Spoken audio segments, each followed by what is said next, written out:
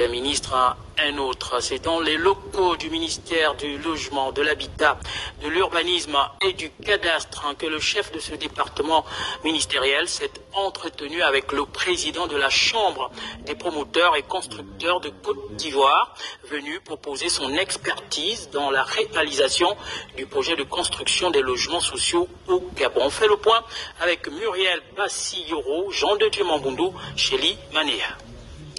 Cet échange de 30 minutes a suffi à Ludovic Menyendong et Siriki Sangaré de déviser sur la plausible construction des logements sociaux au Gabon. Vous savez bien que le Gabon, on est plus ou moins placé sur un cycle de développement où nous cherchons à réaliser des logements sociaux et améliorer les conditions de vie des Gabonais.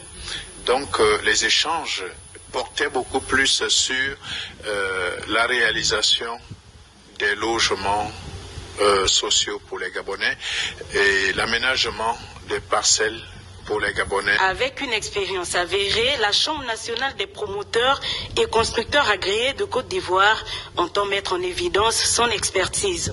Aujourd'hui, dans le cadre de l'habitat et dans le cadre du financement de la production des logements, nous sommes en retard parce que nous avons un secteur qui n'est pas encore boosté. Donc l'objectif pour nous, c'est qu'on se mette ensemble, les pays subsahariens, pour qu'on puisse résorber les déficits de logements.